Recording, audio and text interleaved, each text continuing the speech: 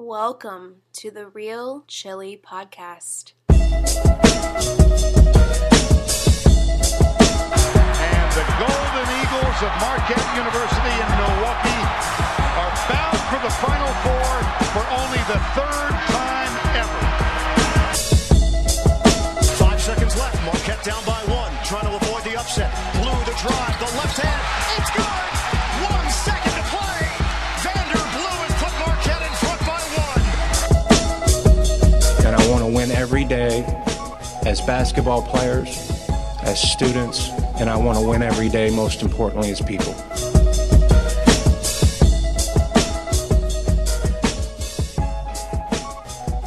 Welcome, ladies and gentlemen, to the Real Chili Podcast.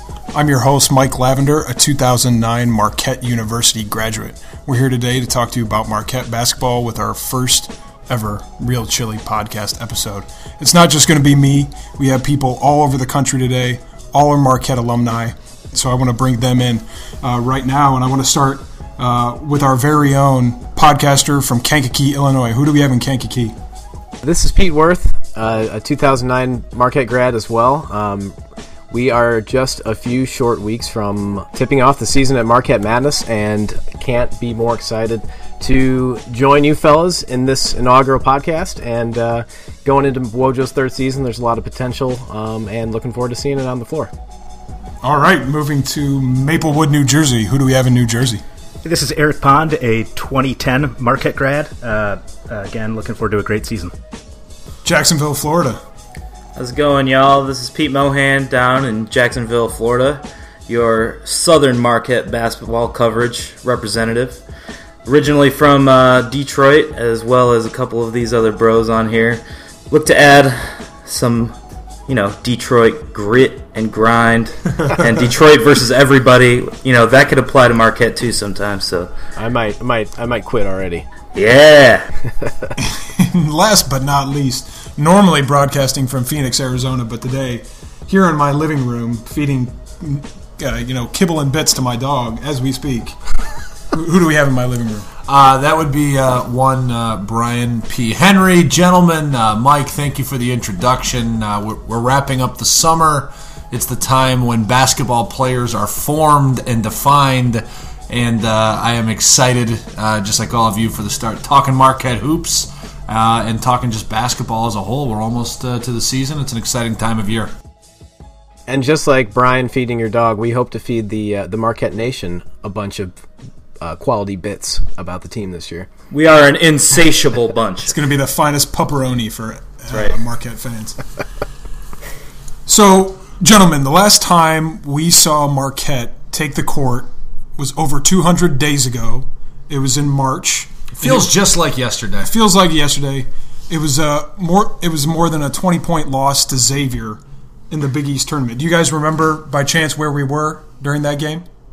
Do recall where we were during that game. I believe we were on a golf course pretending to play the game competently, or at least I was. We were at a bar with T. Amy. Were we? Oh. Yeah, that's wrong. That's completely wrong. That's wrong. That's not right. That's wrong.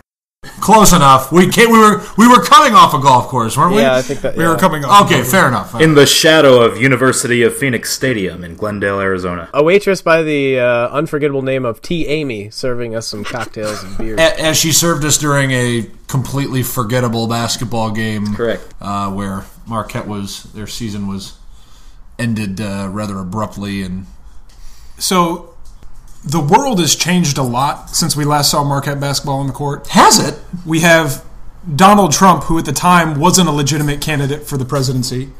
The United Kingdom was still in the European Union. Good point. And we're standing at a point right now where we're 12 days from Marquette Madness. We're less than 6 weeks from our first taking the court when we take the court in Annapolis, Maryland, to take on Vandy. But it was a really, really busy summer for Marquette basketball. So I just got to say, from a busy summer of Marquette basketball, far and away the thing that I enjoyed the most was watching the basketball tournament, the TBT Tournament. For those that don't know, the TBT Tournament was started in 2014, and it's all basically alumni teams from different schools. And Marquette had a team participating in that tournament. You'd recognize a lot of the names. Wesley Matthews was the general manager or the coach. Dan Fitzgerald was involved. Dwight Bikes, Darius Johnson Odom. So a lot of the names that we recognize. I just got to back it up for a second. I can't believe Dan Fitzgerald was the name you went to second for the roster. I'm just saying, of all the ones you could have chosen, wasn't he like team ambassador or something? He had an important role. He was a booster, I believe. Because he wasn't on the court. With all due respect to Dan, there were a lot of options out there. No, I'm kidding. But when we're talking about summer activities for Marquette basketball, what a fun tournament. They made it to the Elite Eight. Unfortunately, they lost and were kicked out of the tournament, but they made a hell of a run. And it was really fun watching those guys compete, all from different teams, chronologically at Marquette. But that was one of my most favorite things about this summer in Marquette basketball. Yeah, me too. Especially watching guys like Devontae, who we haven't seen in a couple years, or Jamil Wilson, Joe Chapman, who we haven't seen in how long? 7 years, I think, take the court on ESPN. Seeing those guys from the different Marquette teams, like you mentioned, Mike, well, I don't know. It was just so fun watching Jarrell pass it into Devontae in the low post. Devontae going down the court trying to do coast-to-coast layups and stuff. It was great. I think that it's just kind of it ties into when guys are sitting around talking about, like, our alumni could whoop yours, if you put together an all-star team, what would it look like, how would they play together, something like that. And obviously, the all-time team conversation. Right, obviously you couldn't get some of the all-time players because they're in the NBA. It sort of played into that barbershop talk. Well, it would have been nice to see D. Wade and Jimmy out there with those guys and see what they could do. But, they did pretty well for the guys that were on the team, and we'll see what happens next year because I think they built a pretty good foundation this season. I think a lot of fans would take issue with me that I didn't bring up the Olympics, first of all, in a big Marquette summer. I think everybody knows that Jimmy Butler played on the U.S. men's basketball team, but we also had some other Marquette alumni playing in the Olympics. David Kubian, who many of you will remember played for Venezuela, and Catherine Plouffe, a Marquette alum, also played for the Canadian women's basketball team. So we actually had one of your Real Chili podcast members live in Rio de Janeiro at the games. Whom would that be? We sent him down there on our own dime. We're a big production here. Yep. So never saw the expense report. Yeah, Mike, I submitted my expenses. I'm still waiting for reimbursement here. I don't know should you check your email for that? Yeah, it may be if this is a successful podcast, you'll get it soon. Okay, good. So what'd you see down there on the ground, Eric? What'd you think? Yeah. Fantastic opportunity to be able to go as a Marquette alum, being able to see Jimmy in person, actually being able to attend some of the games and see Marquette on Marquette, Jimmy and Team USA versus David Kubian. I mean, it was really special and something that I won't soon forget. I think generally it was a tale of almost 2 tournaments for Team USA there. Jimmy had a big part on the team, but there were early struggles all around for Team USA that became pretty clear pretty quickly. A lot of that, sort of was rooted in communication errors, really defensive breakdowns. A lot of that can be traced back to a lack of chemistry. I think a lot of that seems to, blamed on probably the fact that they only had several players coming back to the squad from 2012 in London and just 4 players coming back to the team who participated in the 2014 FIBA World Cup. So it definitely seemed like they were playing one-on-one almost the entirety of the tournament. It would have been nice to see Jimmy play a little more, but I always thought that they were going to win without a doubt. And yeah, there were some close games in there, but they were just too talented. I mean, come on. There's no question Team USA, I mean, they ran through. They were far and away the best team in the field. I don't think, for the sake of this podcast, though, when I turned on the Venezuela game, I'll be the first to say I had not read ahead of time. I did not know David was going to be on the floor. The excitement, I stayed dialed into the second half, praying to God he would hit a pull-up 3 over Carmelo and shoulder shimmy his way back down the court like he did. I think it was his sophomore. I think we got a shoulder shimmy. Did we get a shoulder shimmy? Did we get one? We gotta get some footage of that. I'd have to go back and rewatch. Like, especially from the corner, if it was a corner shot, I mean, that is the epitome of a Kubian celebration. Eric, be honest. In the second half of that game, while you were there, you were cheering on Kubian over USA, weren't you? You had to have. I know you were. I mean, to some extent, absolutely. I think you want to see both do well, right, as a Marquette grad. Absolutely. But Team USA through and through in that one. Props to David for playing in the Olympics, though. I was cheering on Australia, actually. I just found it hard to root for a Coach K team. So he should be told that. Don't tell Wojo. Did somebody tell this kid, Pete Worth, that Marquette's coach comes from the Coach K coaching tree? Let's bring it full circle right here. Was the hero ball style of basketball that you saw in the Olympics similar to some of the ball-stopping play that we had last year when we were just featuring Henry on ISO, maybe a little too much? Is that something he learned? Hey, here's the ball, star. Yeah, you know, it could go be. Take 25 it could be, shots, and I think that's something we're going to talk about in the next segment coming up here. But let's switch gears really quickly to another international tournament that a future Marquette player who's new to the roster this year is going to play in, or played in, and that's Markus Howard, originally from Chandler, Arizona, where we had a weekend of debauchery, the five of us, earlier this year. Markus Howard played in the FIBA U17 Tournament. He led the team, which is all blue-chip, 5-star recruits, except for him. He's a 4-star recruit. He led the team in three-point shooting. He shot about, I think, 42.3% from the field. So had a real strong showing. I didn't get to see too much, but you got to like what you see from this kid. He's got an excellent stroke, maybe a step or two slow on defense, but I think he's going to be what this team needs, and that he's got a shot. Living in the Phoenix area, he has definitely had he's been a constant presence in the sports reporting culture around there. He was originally an Arizona State commit, as everybody knows, and he was a very popular local basketball player. Ended up over at Findlay Prep in Las Vegas to finish up his junior year, which, again, if you haven't paid that close attention, he'll be joining Marquette's roster as a 17-year-old that just spent 3 years in high school. Graduated early and will be a freshman at Marquette this fall.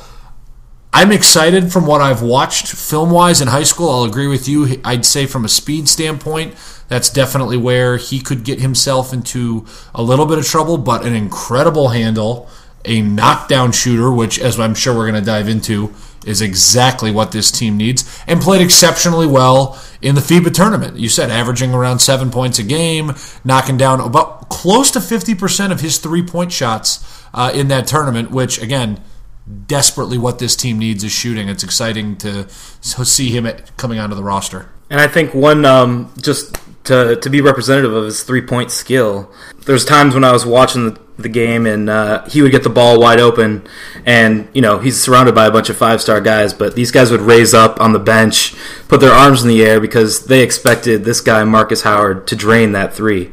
And so to bring that type of shooting pedigree onto a team that sorely lacked outside shooters, I think could be a major, major boost. And just playing up what Brian said, the importance of him being, I think, a 17-year-old freshman, incoming freshman for the Marquette squad this year, going back to the U17 tournament and his experience this summer, it should be really interesting to see if there are connections made there or connections that were made over the summer that potentially help Marquette in recruiting some of his other teammates. I know it's been reported we're interested in Katin Reinhardt, who's apparently a 2018 top 100 power forward, and Emmanuel Quickley, who's a 2018 top 25 point guard. So something potentially to keep tracking and keep monitoring. I'm curious what everybody thinks, because at least speaking for myself, I think despite the excitement, I think you have to temper expectations for him because of the youth. I mean, that you're talking about going against potentially 22, 23-year-old senior, redshirt senior types across this conference. And again, if we use Villanova as the standard, they're the defending national champions and won the conference, to ask a 17-year-old to step out there and, I don't know, necessarily play. Will he contribute this year?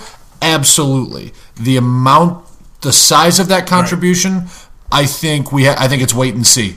Hopefully it's great, but you don't know. You should get excited for all the new guys, man. It's just fun when that first opening game tips just to see those new fresh last names on the court, on the back of the jerseys. I always really loved, I don't know, seeing Henry Ellenson on the court for the first time last year, and with any player. But, as long as you can kind of temper the expectations for the team, because obviously, we haven't made the tournament in 3 years, even with the 18th overall pick last year. No matter the recruiting class and the different types, the different recruits that come in, you can get excited for those guys, but at the same time, we need to see the development of the team come together.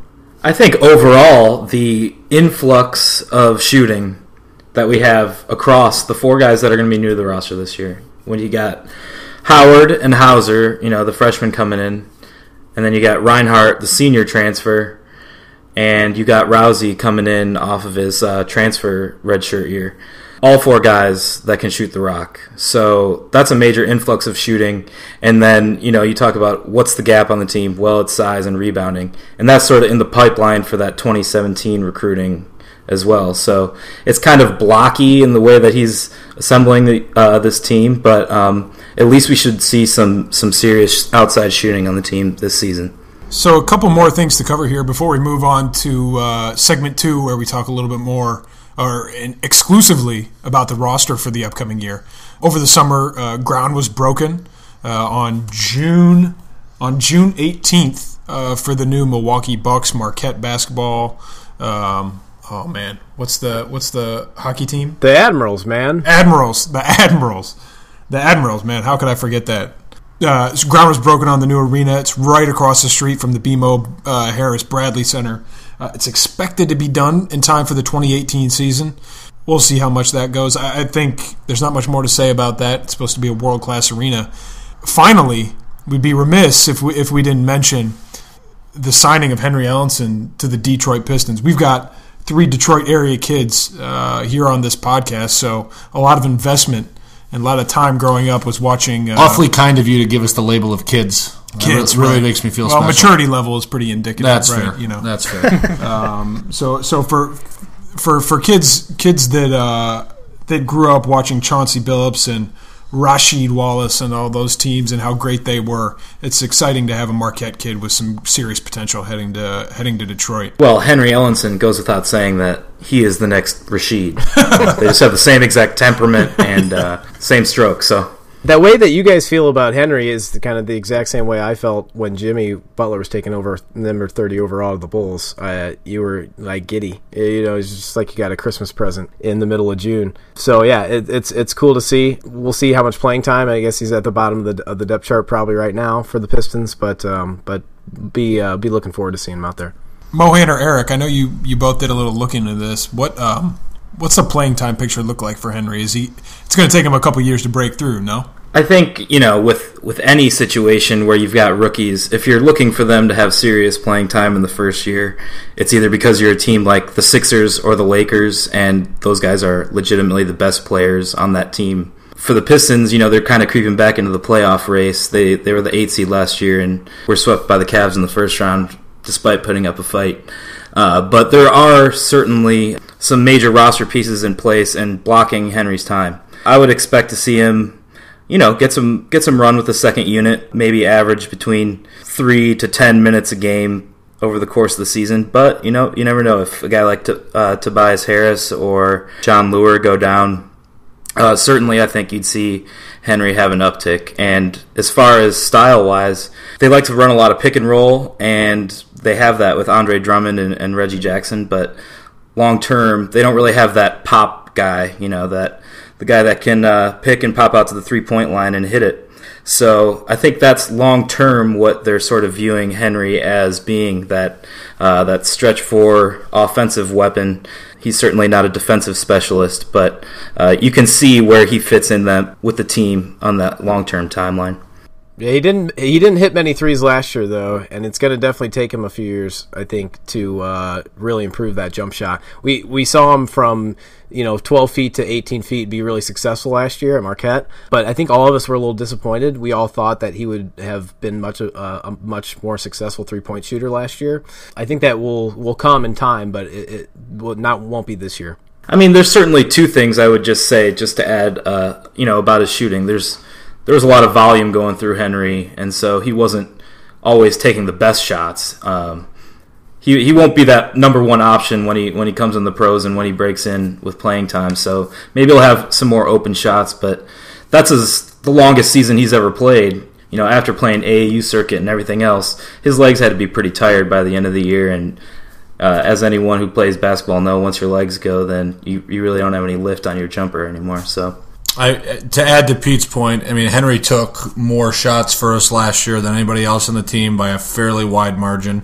Yes, he only shot 28% from three, but again, he was going to school and playing basketball. He's a full-time professional now. This is all he's doing. There are much larger coaching staffs with more resources that are dedicated to turning him into that. Give him a couple years as a professional, and I think he'll develop that shot. Absolutely. Yeah. So for much of the year, he was being touted as really a top 10 pick, and at certain times, as high as top 5 by someone on this podcast may have guaranteed that he'll be top 6 and bet some money about it. I can't remember how much I owe you, Bubbles, but it's I can't, not insignificant amount. Just throwing that out there. Well, Ben Carson says 10%.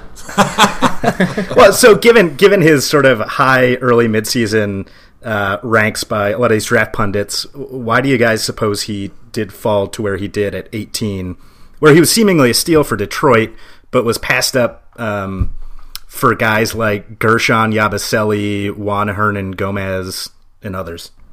Well, those names just formulate one idea in my head, and that's athleticism. Because usually the projects, the long-term projects, the guys that come from overseas are usually viewed as long-term projects from NBA general managers. And I think, I don't know what you guys think. I think that's the clearer answer, is just Henry does not have elite athleticism typical of a top 10 pick.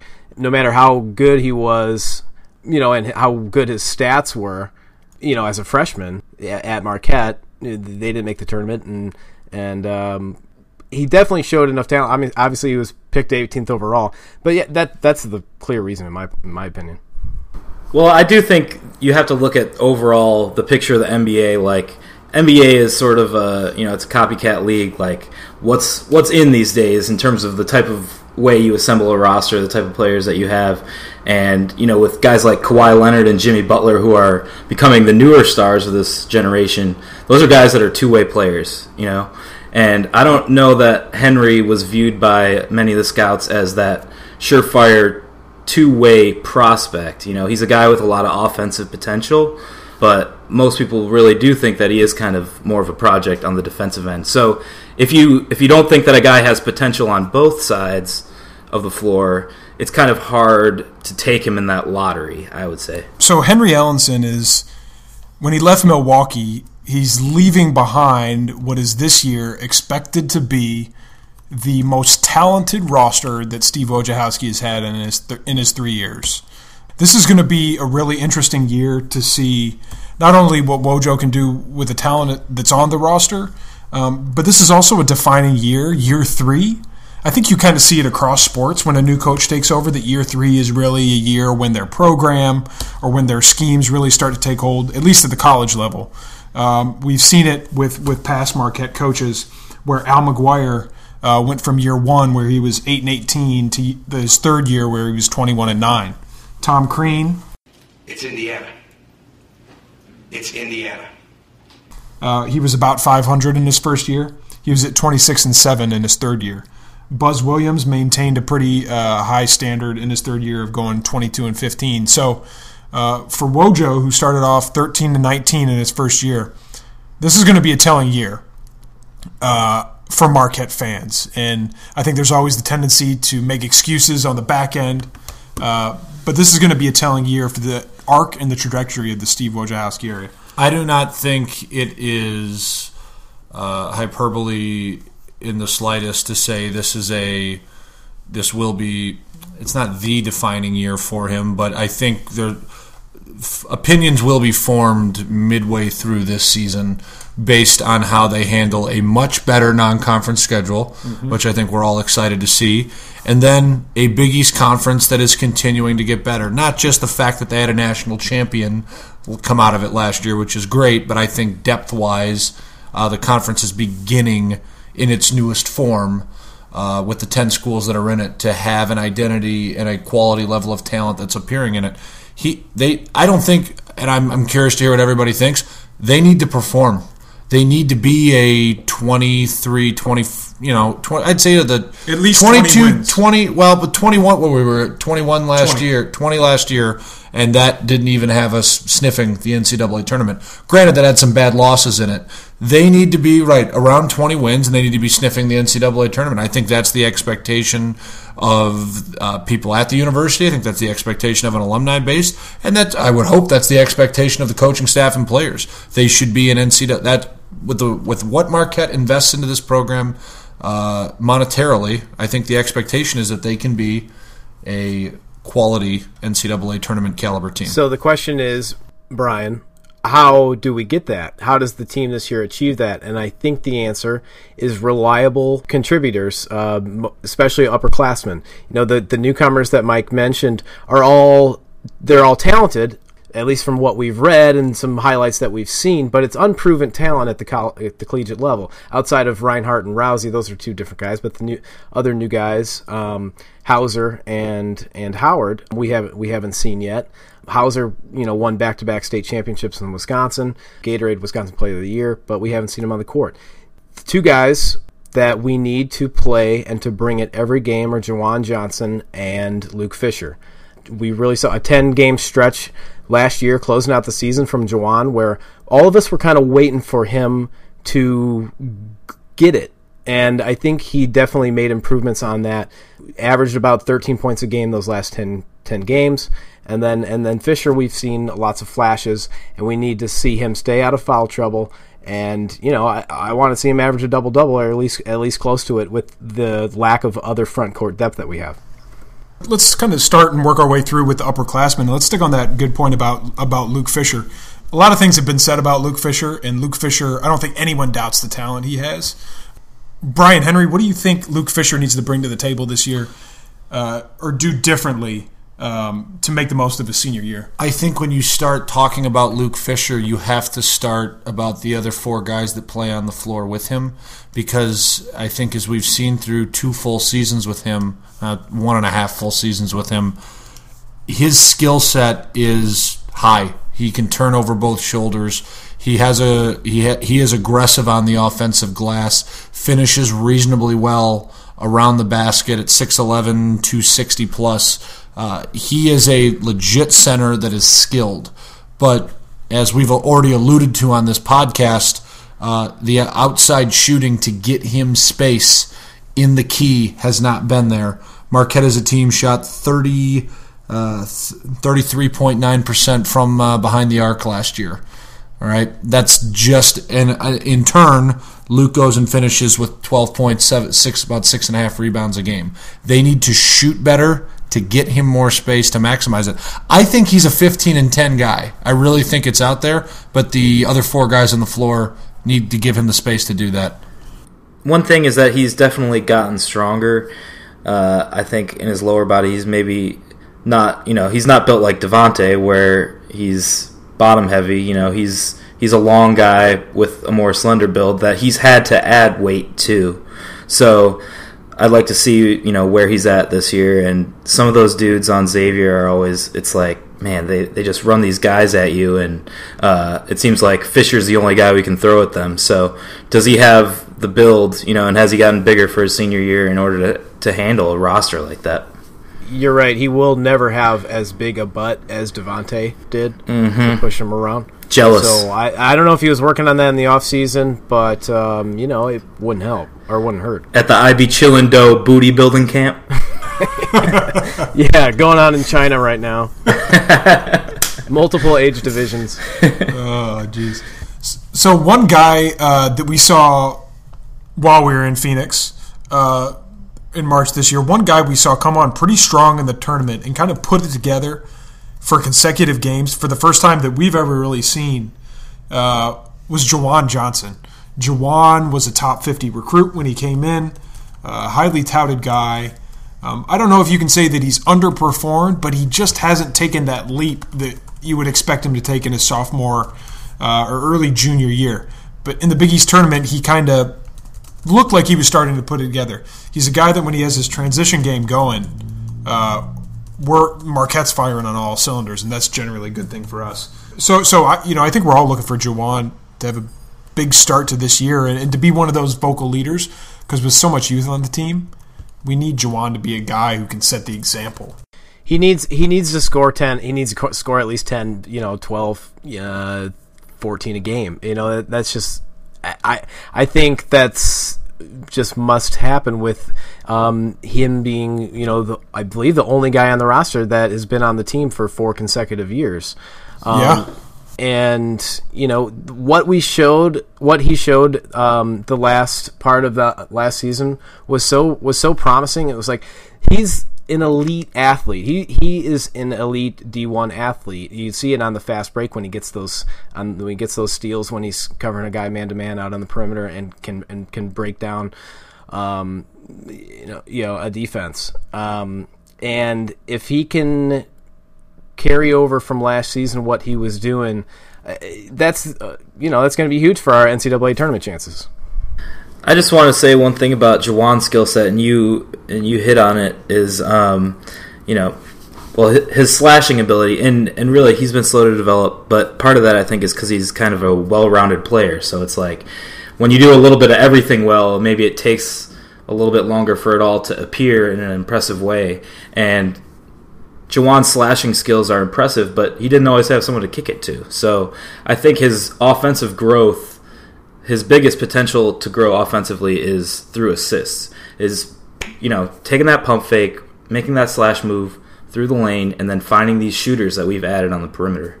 And, he was JaJuan was actually a buzz guy. So he was, Buzz's favorite term, a switchable. Right. He came in more of an athlete than a basketball player, and we've been waiting for those basketball skills to materialize, especially with his jump shot, which has been extremely inconsistent. His kind of Marquette arc is somewhat reminiscent of Vander Blues, who came in so highly regarded. More of an athlete than a polished basketball player. Definitely not as talented as Vander, but not that far off. And I think if he's worked really hard this offseason to improve his jump shot and the other parts of his game, that's going to be huge. So we'd be remiss if we didn't mention that and maybe I missed this, but one of JaJuan's biggest assets is his defense. He's a tremendous defender, long, lanky, quick feet. He's consistently put on their top, the opposing team's top offensive player. Switching gears just a little bit, we've got a couple new faces that are going to be on the court for Marquette this year. One of them is Katin Reinhardt, formerly from out west for the USC Trojans, and he is going to fill an interesting role for Marquette this year. He's a big physical guy, but he's got a stroke. So seeing how he fits in, I think we could use a physical body, a couple more of those, and I think he fills that role.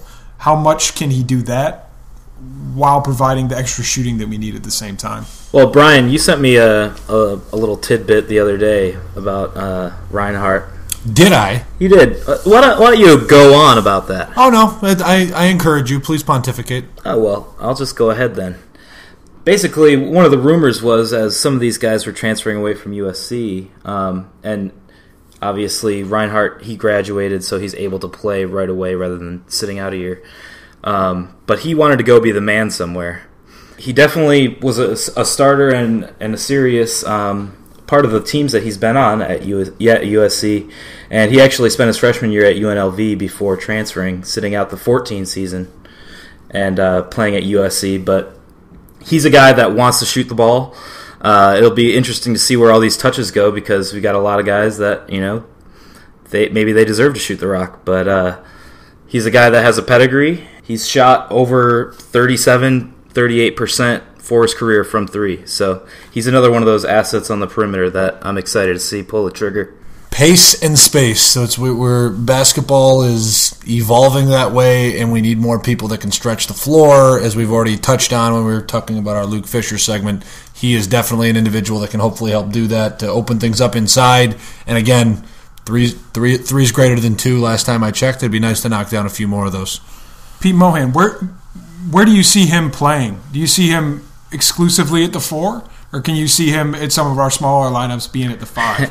Our smaller lineups. Our standard lineups. Yeah. All lineups. Yeah. Every Marquette lineup since... I'm assuming we have a broad audience. Think back to the days when Jimmy was guarding power forwards and and Jay Crowder was guarding centers and things like that. I mean, he's going to be put in some situations defensively where he's really challenged. And looking at his stats, he's a proven offensive commodity. Like a lot of these guys that we're mentioning, the biggest question marks are on the defensive end. And we're a team that needs rebounding. Obviously, Henry grabbed quite a few of our rebounds last year, so that's a lot that we need to pick up the slack for. And at 6'6", 220, he's sort of a bigger guy, a more mature body, hopefully willing to throw some bows in there in the Big East schedule and get some hard-fought rebounds. I haven't for the seen squad. Reinhardt play. I really haven't seen much, but I do kind of see him as a potentially kind of like a Trent Lockett kind of fit, hustle grinder. From what you say, Pete, he might be probably more talented than Trent. Mm-hmm. But I think he's maybe not as soft as Trent Lockett. No offense. Some of those clutch rebounds he had in the Elite Eight run, I was have some kind of clutch hating on him rebounds all year, and then he really showed up big a couple of those games. But for Reinhardt, like I said, I haven't seen much of him, but with him and the other newcomers, it's just going to be interesting to see how Wojo splits up the playing time, and maybe we want to talk about this a little later on in the show. But with all these new guys and with a lot of established contributors, it's going to be something to watch. Someone just a second ago mentioned proven offensive commodities, and Eric, I know you did some looking into this. I think one of the most proven offensive commodities, at least from a pure talent standpoint, is Andrew Rowsey, who can shoot the ball like it's no one's business. What do you expect from him this year? Rowsey comes in, I think, not speaking in hyperbole here, but as potentially one of the most accomplished, if not the most accomplished shooter that we've ever seen. Just absolutely prolific performances his freshman and sophomore year at UNC Asheville. He's a redshirt junior coming in. Go Bulldogs. Go Bulldogs from the Big South. He really racked up a lot of accolades at UNC Asheville. He was an all-conference player, second team All-Big South Conference honoree last year, freshman of the year in 2013-14. He fills a huge need, obviously, just like Katin Reinhardt, but the last few years we've struggled to shoot, and his skill set is going to transfer over to fill that need, I think, in an incredible way. He is crafty, he gets fouled, he gets to the line. He lacks size, obviously, just 5'10", 175 pounds, but that hasn't stopped him at any level so far. Get a load of these stats for a second here. In 14-15, he finished third in his league in scoring with 19.2 points per game. He finished first in his league in free throw percentage. He shot 92% from the line, and he was the 13th highest in threes made that year as well. He brought home 102 threes in 14-15. So I think we should be incredibly excited. I think the ceiling is extremely high offensively for Rowsey. I know Brett Nelson compares him to Rodney Clark from Butler, who I think we all... No. Why? Why, Eric? Remember from a few years back in Maui?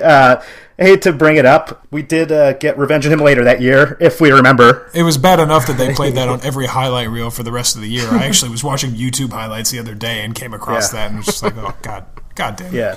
We can swear on this podcast. You're okay. So, Eric, it's clear he's an offensive powerhouse. What do we think about his defense? I think he's scrappy. I think he's tough. I think it doesn't sound like a concern from what we've heard from Wojo. He, sort of touts his toughness and him being a high motor competitor. I think it's not his strongest suit and not why we recruited him, but I think he'll likely be able to hold his own. Just bringing back to Rodney Clark here, Brett Nelson actually coached Rodney at Arkansas before he transferred to Butler, so he has a really interesting perspective on it. I think Rowsey's ceiling is high. Going to Rodney Clark, he scored 51 points at Arkansas, hitting 13 threes in 2009. I'm not saying that, Rowsey's going to do that, but, I think... I think that's what you just told people, is to expect that. I think that's what you just said. I'll spare you any more. I just think he is going to average a few threes a game. He's going to come in again, I think, as our most prolific shooter right away. And, it reminds me of another small conference dude from North Carolina, not very much publicized, guy by the name of Steph Curry. Oh, come on. Give me a flipping break. Oh, my God. It's a joke. At least he has Ryan Arcidiacono beat on looks. That just goes without saying. He's got that going for him, but Steph Curry, get out of here. Oh my God! All right, so let's keep it moving here. And one of the biggest name returners is Duane Wilson. Duane is a Milwaukee kid. He's had a solid but not stellar career at Marquette so far. When you look at Duane's talent set, I really think, and the more I think about it, the more I agree with my original thought. So I'm going to give myself a pat on the back. No, don't hurt yourself. He's got it all. He can shoot the ball. He can get to the hole. Yeah, maybe he's a little bit small. Hang on, back up. He's got it all. Like Rodney Clark got it all? Or let me finish. There's a big qualifier. He's got a beautiful baby boy or baby girl, I think, too. I mean, there's a big qualifier. He does really have it all. He can get to the hole. He can shoot the ball. And he's tough. And he can play a Big East season. And I got an eye roll going on here next to me, but I'm really enjoying these eye rolls coming. Next to you. They're coming from all sides. But I'm going to finish my point. What he hasn't done yet is he hasn't put it all together, and he hasn't done it consistently. Wojo, and I mentioned these before, they put out kind of minute-and-a-half videos on each different player. I couldn't believe what Wojo was saying in his minute-long talk about Duane Wilson. You know what he said? He said the most important thing for Duane to be this year was unselfish, because we have a lot of new talent coming in, and we're going to need leadership from our seniors. Reading between the line, that says that Duane's not talented enough, that we have younger talent that's going to get more minutes than him, and he can't complain or bitch or moan when he doesn't get as much playing time. That's reading between the lines, and that's what Wojo said. Or as many touches. I think he's still going to play a healthy amount. You could say touches too. Yeah, sure. I think it's saying that you may not get double-digit shot attempts in a game if that's what you were anticipating or hoping, if the roster plays out that way. Duane, I think anybody listening to this podcast has had a maddening text chain watching him at some point in the last 3 years. He has had, Mike's alluded to it, he's had moments where he's looked fantastic. He's had moments where you've wanted to pull your hair out. I think that's what he is. I don't think there's extra analysis to be made. I think he's to use a baseball analogy, a replacement-level collegiate basketball player. He's solid. He's got some quality talent. He's able to. There are a few games he's going to make moments, but he'll have a few moments where he can positively affect your team, and then he'll giveth and taketh away, to go biblical on you. That's what Duane is. What he is. I'm not from the book of Brian. I'm not saying sit the guy and don't put him on the floor. I'm just saying if we're counting on Duane Wilson, I don't think Duane being our best player to be an NCAA tournament team is a reality. Well, of course not. And I didn't say he needed to be our best player. I'm saying he has the skills to be more. And I don't think with him it's a physical or talent thing. I think it's a mental thing. I think the capability is there to put longer stretches together than he has in the past. You don't seem like you're giving him that credit. I think he has that potential. I think he can do it. I mean, everybody has that. Oh, okay. I'm just saying, we're going to sit there and say, could he do it? Yes. Like, we've seen worse players have bigger turnarounds for a senior season. Is it feasible? Yes. The thing I've noticed in the couple of years of watching Duane, I thought he would be quicker with the ball. You never really see him beat anybody off the dribble. Most of his scoring comes from outside shooting from the three-point line, and if he's hitting, it's great.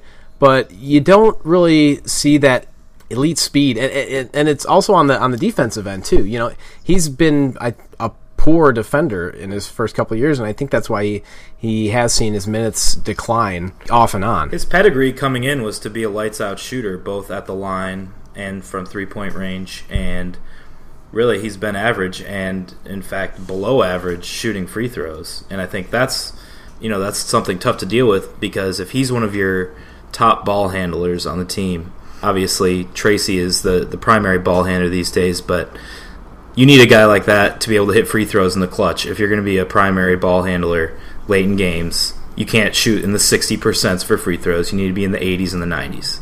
Before we exhaust Duane Wilson, let's move to our final upperclassman who's going to be on the roster this season, Sandy Cohen III. Most improved candidate potential? MIP. Please tell me why. Tell me. He does have it all. He's got it all. You're right. The eyebrows, everything. The eyebrows. You go for the eyebrows. The same name as a star from the OC. Not that I watched it. Of anybody on the roster last year not named Wally Ellison, Matt Helt, or Sakar Anam, Sandy Cohen got the fourth most playing time. So he wasn't used very much on the court last year, and that's probably, if you ask Steve Wojciechowski, because he didn't earn it. I think the biggest things looking for a successful year for Sandy Cohen is he needs to get stronger. His frame is such that he can't add a lot of weight, but he needs to add more weight, and he needs to get a little more physical so that he can last throughout the Big East season. And I think it's really simple. He's just got to hit open shots. He gets open shots more frequently than you'd think when you look at the stats and when you look at some of the tape. He's just got to hit them down. He's got to become a reliable, consistent threat. He doesn't have to become a threat driving to the hole. He's just got to hit open or semi-open shots, and that's going to do wonders not only for his game but for the team. Well, someone mentioned Trent Lockett before. I think actually Sandy Cohen, we would be pretty pleased if he ended up having a Trent Lockett type season. I don't think that Reinhardt's game necessarily is as similar to Lockett's as Cohen's could potentially be if he played up to his glue guy potential. I'd just like to hear Pete Worth name his favorite Sandys. Sandy, 4th of July, Asbury Park, Sandy. Sandy Koufax. Sandy Lyle. That's the only one I really care for. Sandy Alomar. Sandy Duncan. Sandy Alderson. There are a lot of great Sandys out there. True. I just don't know if Sandy Cohen's going to launch himself into the great Sandys in the American lexicon. I agree with you. He doesn't do anything He doesn't do anything that gets you excited to watch him. You know, he'll make a couple threes in a game, but then he'll barely get in the next game, or he'll shoot 0 for 6, and then it's kind of what's he going to do next game? I don't know. All right, let's move to some of the underclassmen. A freshman that got a lot of minutes last year and a lot of big games, most notably, at least from my memory, on the road at Villanova, was Philadelphia's own Traci Carter. This is one of the younger names on the team for those newer Marquette students who maybe haven't followed basketball as much in the past. Traci Carter's a name you want to pay attention to. He's going to be a sophomore this upcoming year. He had a decent freshman year, and he's got a lot of room to grow. He's a true point guard.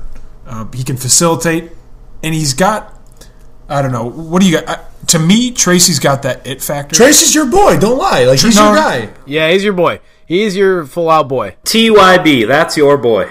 He might be my boy, but he's got the it factor. You're wearing a Traci Carter jersey right now. He doesn't have it all. He doesn't have it all. Okay, he doesn't have it all. But he's got it. I'm glad we've established that. I think Traci Carter is going to get pushed by Markus Howard, which is good for point guard minutes. I think his ability to limit turnovers will give him the opportunity to beat Howard out for the majority of those minutes. So Traci led the team last year in turnover rate. He coughed it up 29% of all possessions he was on the floor. I think that's one of the biggest red flags about his season. He had the ball in his hands a lot, though. He played the vast majority of point guard minutes. So naturally, he's going to have more turnovers. He did, to be fair. That's right. What are you talking about? The offense was so flowing. There were so many guys to pass to. I mean, he actually played less than 60% of the time last year, although It may seem like more. He might have led the country in times that he was trapped. Yeah. Because no one came to his help. Yeah. There were moments when the offense looked good last year. Just throwing that out there. There were some really absolutely. Good. Yeah. Like the Xavier game at home, first half. First half against Villanova. Yeah, right. So anyway. One way Traci can really take it to the next level next year is going from the sort of okay to serviceable shooter we saw many times last year, and really making more consistent sort of the flashes of good to great shooting ability we saw He's a freshman. Obviously, it was to be expected last year, but I want to see more of the 15 points on 5 threes he hit in our win over Butler early in the season last year. And I think that's there for him, with good to great assist ability, impressive steal rate, limit some of those turnovers and fouls. I think he's got it. I'm fairly certain that 5 3-point game was an out-of-body experience. Absolutely. I think it was his season high, and just completely out of his mind that game. But I think if this team is going well, it's not because Traci is shooting well. If this team's doing well, It's because he's holding on to the rock. He's got the team on a leash, and they're getting. He's walking that dog. Right, exactly. He knows where his boys are out on the perimeter, and he's getting the shooters. We got the shooters now. Hey, if he can hit an open shot, then we're going to be great. But get the shooters the ball. So Traci finished 30 assists shy of one of the 10 best overall seasons in Marquette history. So with the influx of shooting coming in, and a lot of this talent, 1 year older and 1 year more together, do you think he gets there? Do you think he can be healthy? Yes. Healthy? Yes. You're essentially saying he's going to average another 2.5 assists a game more. I think that's a pretty big jump. I'm not. Again, you don't say anything's impossible. I don't think he has a 2.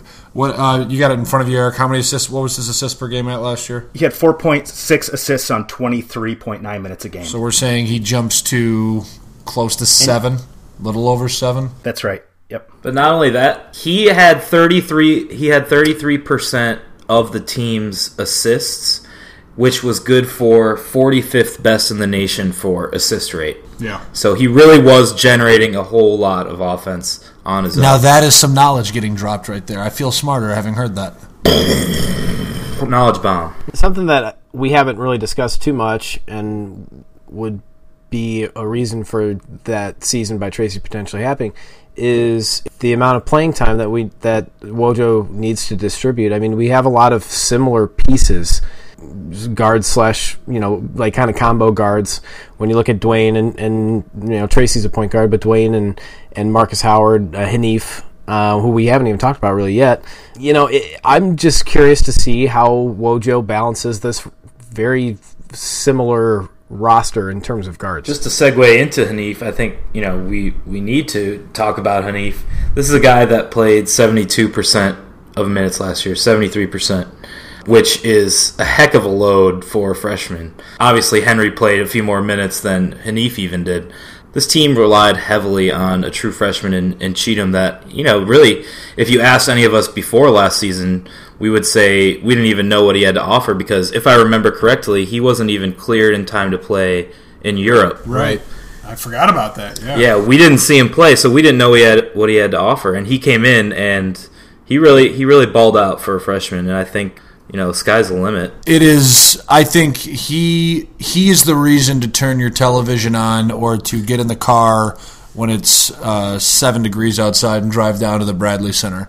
I think he will be the reason to watch this year. He will provide the majority of the highlight moments. I think he has that type of talent. I agree with you, Pete. I am really excited to see what he evolves to because I think he was one of the better freshmen we've seen in the last few years. And if he can make a jump that I think we all hope he's capable of, he has an opportunity to be a special player. Plus, who else is getting shout-outs from Drake on Instagram? Good point. Yeah. Good point. From the very first game, Haanif when he stepped on the court, he just looked like he belonged. He looked like he was confident. And that's what we need from some of these newcomers. That was really refreshing to see him kind of take charge. Everybody was talking about how it was Henry's team, and it was. But Haanif was very underrated, I think, both nationally and maybe even in the Marquette spectrum for how good he was last year. How about this comparison? Not talking game-wise, but he was almost like the Wes Matthews of that team, where he was just that smooth, steady force they could count on for 10 to 15 points a game, not turn the ball over, make plays when it was necessary. Just that rock on the roster that is super important. A little bit of that glue guy, perhaps. Maybe a little bit of what we saw like Paul George in the Olympics sort of being. Did we just compare him to Wesley Matthews and Paul George in the last 15 seconds? Yeah, we got Rowsey and Curry, and we got I'm going to ask you all just. And we got Haanif And we got Haanif and Paul George. Well, maybe have a few more drinks of whatever you're drinking right now. I'm not saying... I never said game-wise, Brian. I mean, you are the Chris O'Toole of Brother Rice. Everyone knows that. Except for Chris O'Toole had one eye. Brian's got none. No, that's no hands. He has both eyes, just no hands. Right. And you'll always find Brian Sunday mornings at the Open Yoke. Broken Yoke. Open Yoke. Yeah. Broken Yoke, yes. Sorry, it's been a while.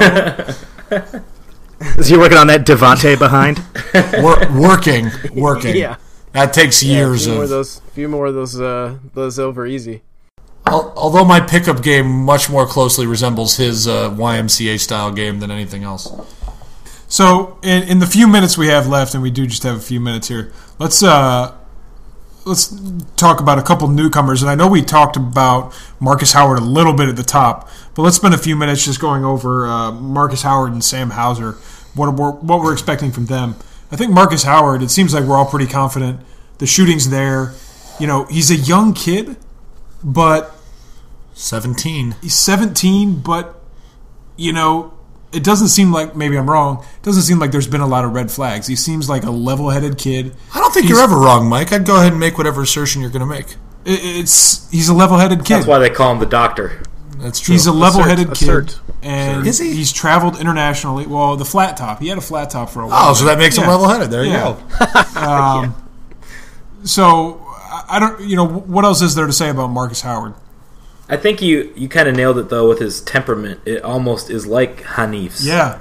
Cool customer. It's like, it's that thing that you wish that Duane Wilson had, just that poise to go with the talent. And maybe these guys rub off on each other. He's a 4.0 GPA who's nerd, graduating early, big nerd. But I feel like he's a guy who you need a good nerd. You need at least one good nerd on the team. That's right. Chris Grimm. I feel like he already has experience now as the oldest guy on a roster at that U17 championship this summer. It'll be interesting to see a few years from now, how that leadership and experience sort of shapes him, and if everything we hear is true, I think that's pretty exciting. I think as an upperclassman, a few years out. And just to put a qualifier in here, let's be clear that, these kids have played in high school and some of them played internationally.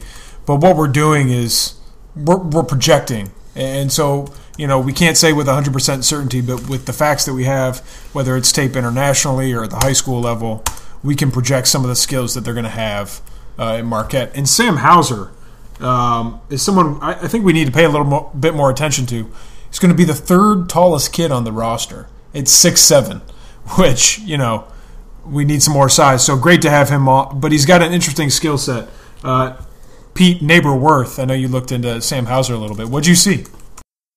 Mostly I was impressed by his two state titles in Wisconsin at the top level of Wisconsin high school basketball.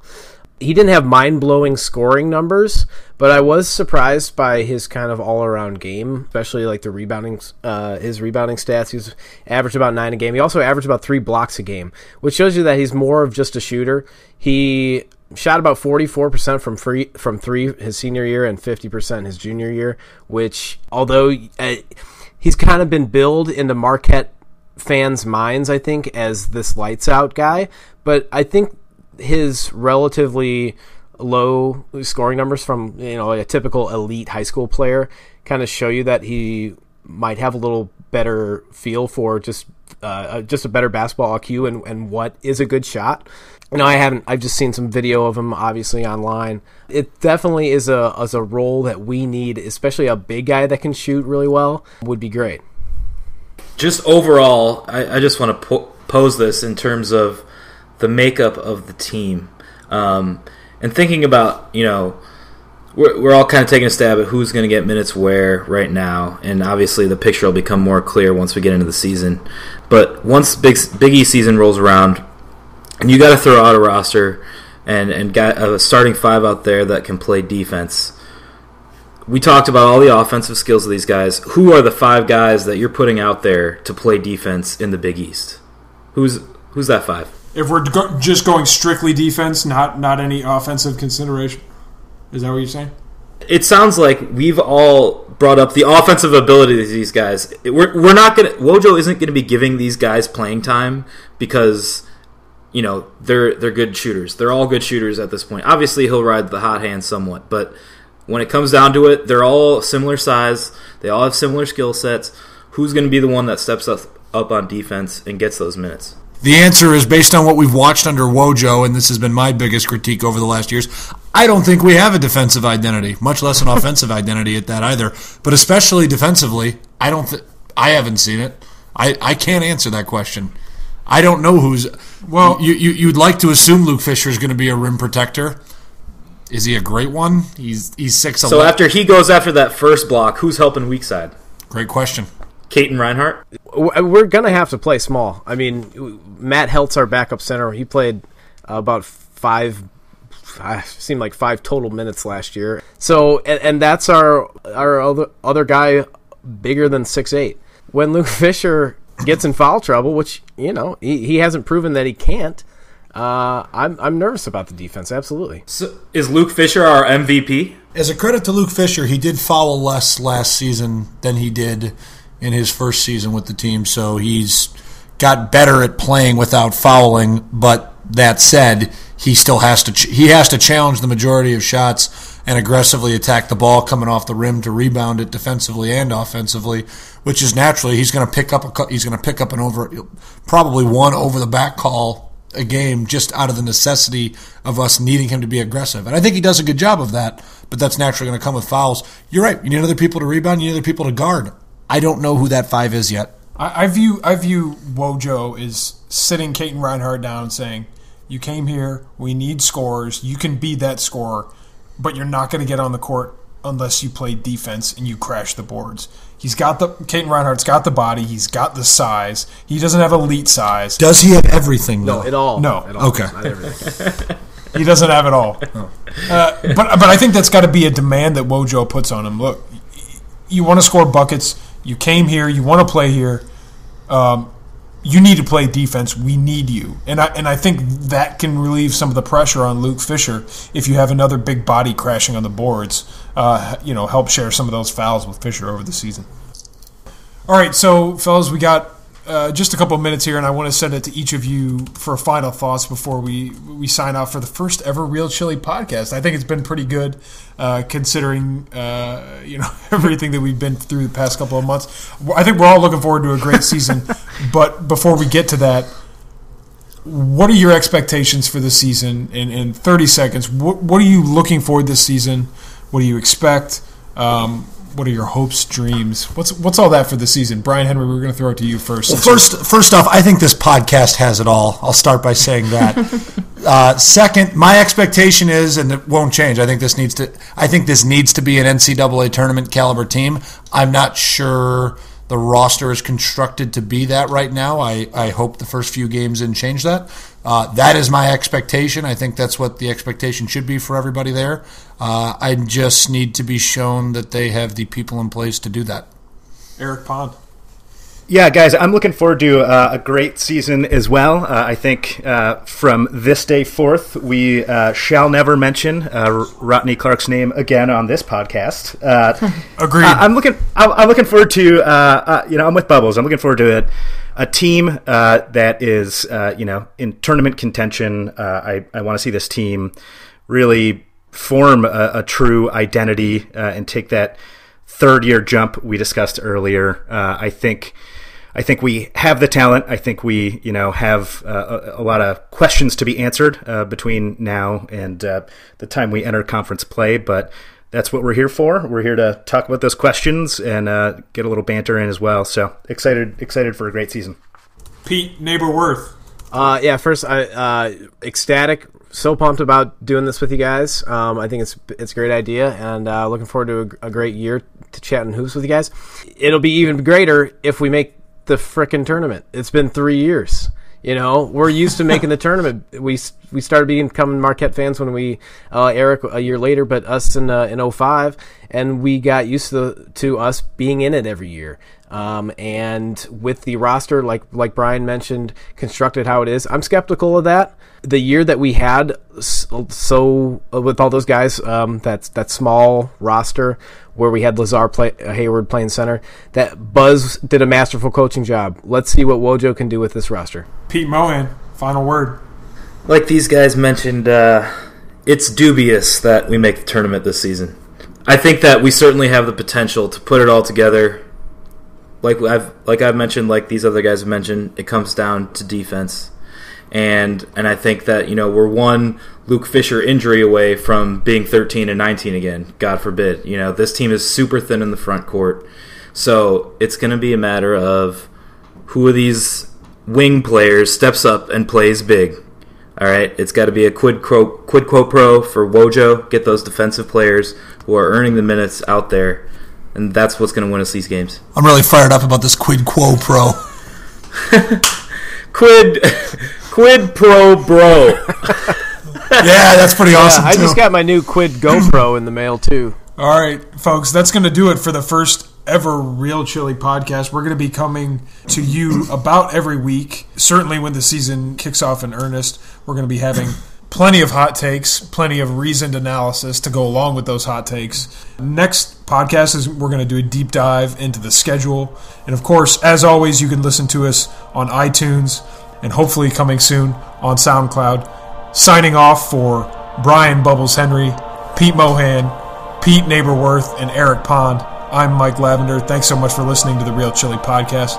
We'll talk to you next week. Stay frosty, y'all.